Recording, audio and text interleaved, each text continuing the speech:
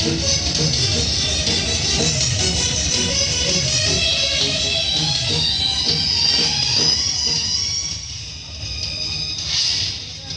है बापा आगे कौन न होइছে से कथा कह ओला कौन हेछि बापा ए तो भाई बापू चिठीर चिठी ले हेलो ए चौधरी घर झियो हिचो भार नहीं से तो भाई पठे नहीं तो भाई जेमिति पठा देले कहलो ए तो भाई बापू शीघ्र चिठी ले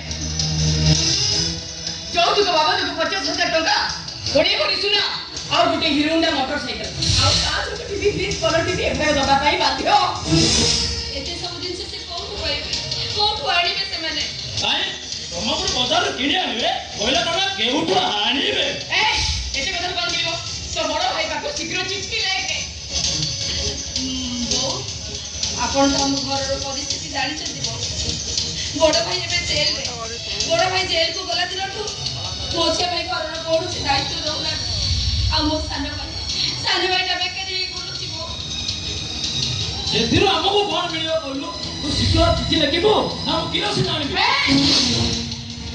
अरे चिठी लिखियो ना किरोसिन ढाई तो दिया ना मैं मारी देबी ओ इतने निष्ठुर होनी बो एते निष्ठुर होनी ओहो एते कथा हमको कोन मिलियो कहलो तमे तम भाई को चिठी लिखिबो ना मु निजे तम भाई को कहबी कहबे कह आ ता नले मु किरोसिन आनि तो दुनिया लगा ए एबे तो भाई बापू चिठी ले आ ता नले एबे एठी किरोसिन ढाई दिया ना मैं मारी देबी तो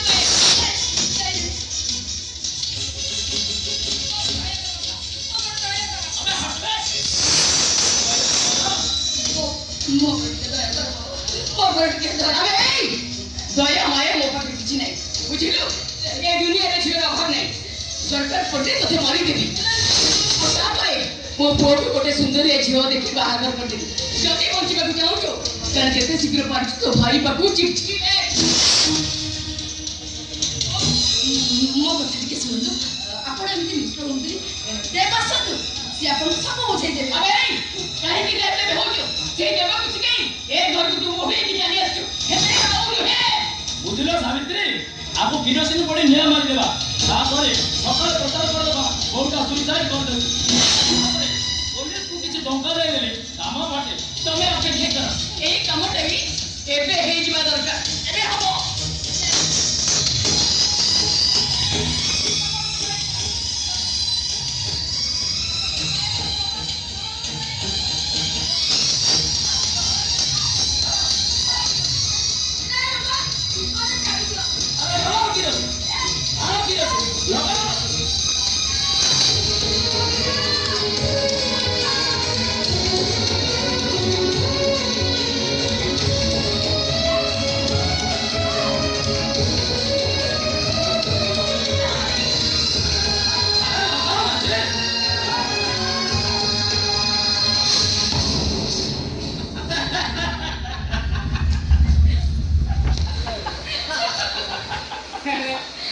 अरे बहू तुम्हारा बीए पास करछु एमिति हुंडिए रे चलिबो आलो मा सतर गंतु हम को थी गडी गला कोन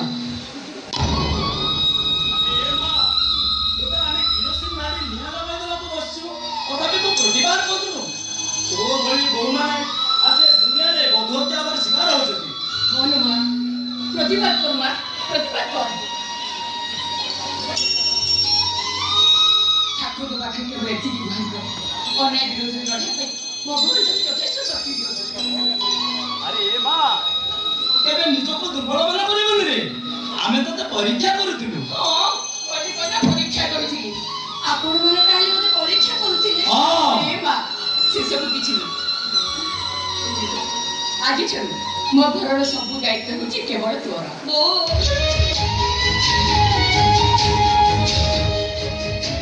अरे सावित्री केवल घर कथा दायित्व दे देले हबनी ए पागलटार दायित्व भी बुझी गले मा ताको टिके भल रास्ता को आनिबु हो मा मो बोले कि बाजे कुछ ताको कि जगत का करिबो ताको टिके आगट करिबु रे मा तू ए दिन का अपेक्षा हम टिके गाड़ी ले बोली के अरे क्या पण आसुनो अच्छा हम महापत्र घर देबा खुशी असला अच्छा मा तू मन दुख करछु कि नहीं बाबा मु तो आपण मान को भूल बुझुतिली एले आपण माने बहुत भलो मते क्षमा कर देबे बाबा मते क्षमा कर देबे सेमिति କହନି ରେ ମା ଆମ ମାନଙ୍କର ଆଶୀର୍ବାଦ ତୁମ ମାନଙ୍କୁ ସଦା ସର୍ବଦା ବଞ୍ଚି ରହିବା ପାଇଁ। ଆଲୋ ଏ ମା ମୁଁ ତତେ କେବଳ ପରୀକ୍ଷା କରି ଦେଖିବାକୁ ଚାହୁଁଥିଲି ମୋ ଘରର ଦାୟିତ୍ୱକୁ ତୁ ଠିକ୍ ଭାବେ ତୁଲେଇ ପାରୁଛୁ କି ନାହିଁ। ଆଲୋ ଏ ମା ଜୀବନ ପାଦରେ ଚାଲିଲା ବେଳକୁ ଯଦି ପାଦରେ କେବେ କଣ୍ଟା ଫୁଟିଯାଏ ସେ କଷ୍ଟକୁ ତୁ ସହି ପାରୁଛୁ କି ନାହିଁ କେବଳ ସେଇଟା ଆମେ ପରୀକ୍ଷା କରିବାକୁ ଚାହୁଁଥିଲି। ହେଲେ ମୋ ବୋହୁ ପୁରା ଜିତି ଯାଇଛି। ଆରେ ସାବିତ୍ରୀ ଆମ ଦେବର ଆସିବା ସମୟ ହେଇଗଲାଣି ଆସ ମହାପତ୍ର ଘରେ ବୁଲି ଆସିବା ନା। ଏ ସାବିତ୍ରୀ ଏ ପରା ମୋ ବୋହୁ। ଇଏ ହଉଛି ମୋ ବୋହୁ। ଆରେ ନା ନା ସେ ମୋ ବୋହୁ। ଥରେ ପରେ କହିଲି ଇଏ ହଉଛି ମୋ ବୋହୁ। ଏ ମୁଁ ପରା କହିଲି ମୋ ବୋହୁ। ଓ ମୋ ବୋହୁ। ଆରେ ହେଲା ବାବା ହେଲା ସେ ତମ ଦି ଜଣଙ୍କ ବୋହୁ। ହଁ ଇଏ ଆମ ଦି ଜଣଙ୍କ ଗେଲି ବୋହୁ। ଦେବ ଆସିଲାଣି ଏଠି କଥା ଉଠା ଆମେ ଆସିବା। ଆରେ ଆସ ମହାପତ୍ର ଘରେ ଯିବା। ଆସୁନ।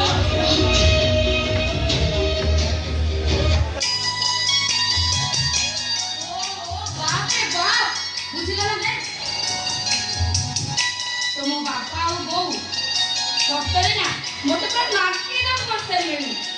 ମୁଁ ତୁମକୁ କହୁନଥିଲି କି ତା ଏ ଦୁନିଆରେ ଯେତେ ବାପା ମା ଅଛନ୍ତି ସମସ୍ତଙ୍କ ଠାରୁ ନା ମୋ ବାପା ମା ପୁରା ଅଲଗା। ଭାଗ୍ୟରେ ଥିଲେ ବୋଲି ବାପା ମା ମିଳନ୍ତି। ଗୀତା ଜୀବନରେ ଯେତେ ଝଡ଼ ଝଞ୍ଜା ଆସିଲେ ମଧ୍ୟ ସେମାନଙ୍କ ମନରେ ଜମା କଷ୍ଟ ଦେବନି। କଥା ଦିଅ ମତେ।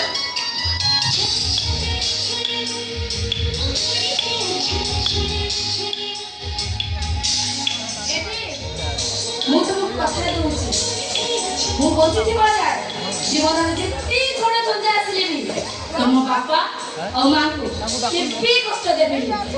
ଡାକିଲା ଆଉ ଗୋଟେ କଥା ଜାଣିଛ ମୁଁ ଛୋଟବେଳୁ ମୋ ବାପା ମାଙ୍କୁ ହରେଇଛି।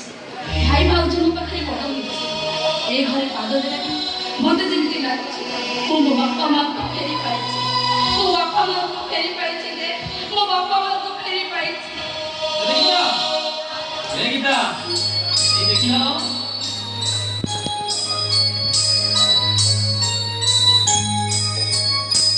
ଆଜି ଆକାଶରେ ଚନ୍ଦ୍ରଟା କେତେ ସୁନ୍ଦର ଦେଖାଯାଉଛି ନା। ବହୁତ ସୁନ୍ଦର।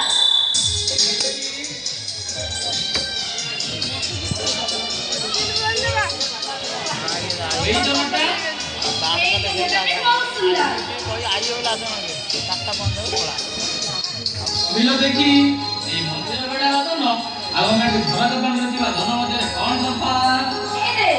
ବହୁତ ତଫାତ୍। ସେ ମନ୍ଦିର ପାଖ ଜନଟା ଟିକେ ଫିକା ଫିକା ହେଲେ ଆମ ଝରକା ପାଖ ଜନଟା ପୁରା ଗୋଲ। ଯେମିତି ତୁ ମଥାର ସିନ୍ଦୁର ଟୋପା ପରି ପୁରା ଗୋଲ। ତମ ସିନ୍ଦୁରରେ ମୋ ନାଁ